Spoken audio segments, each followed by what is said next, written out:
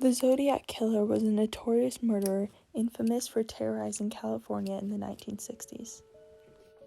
While he did claim to have committed 37 murders, only 7 have actually been proven his. But what about the other 30? One of these unsolved cases is believed to be the Riverside Killing of 1966. Sherry Jo Bates was just an 18-year-old freshman at Riverside City College when she was found dead in an alley on campus, with her throat slashed, brutally murdered. Sadly, her killer was never identified. However, 6 months after her death, a confession and 3 handwritten letters were sent to the Riverside Police Department, the local newspaper, and the home of Sherry Jo's father. Yet police could not find the person who had killed Bates.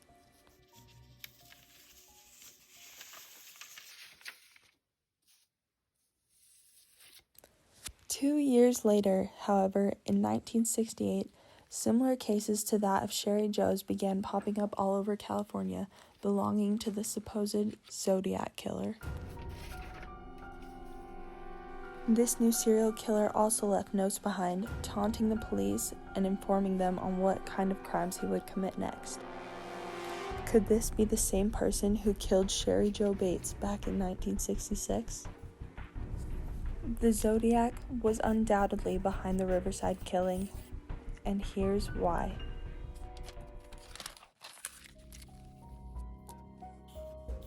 The first reason being the spacing in both the Riverside letters and the Zodiac letters is consistent.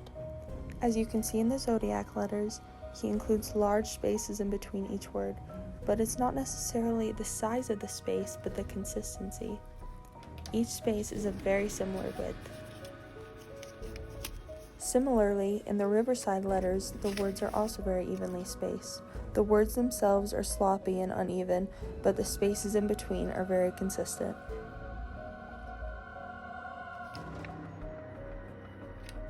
And for the second reason, there's very obvious signs of retracing within the Riverside letters. The letters on the outside of the envelope of the Riverside letters all have very different thicknesses. This is a sign that the letters were probably retraced or written over a few times. This also leads us to believe that the criminal was trying to change their handwriting so that it would look different from the way they usually write. And for the third reason, the slant of the writing.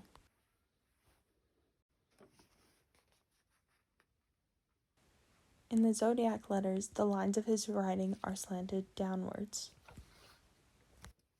And in the Riverside letters, the words look as though they were purposefully slanting up and downwards, but the letters do tend to lead downwards more than up.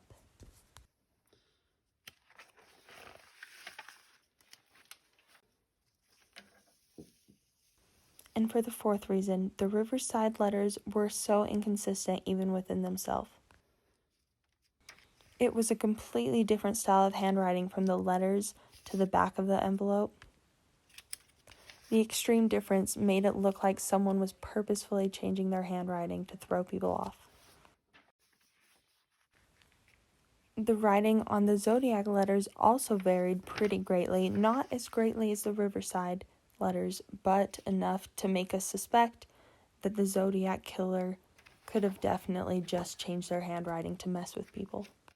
And for the fifth and final reason, the handwriting in both letters might be different, but the language used in both is very similar. Both criminals write in very short, precise sentences with a very nonchalant tone in their writing. So, who was that back in 1966? Was it the same person that terrorized California? Who killed Sherry Jo Bates? It was without a doubt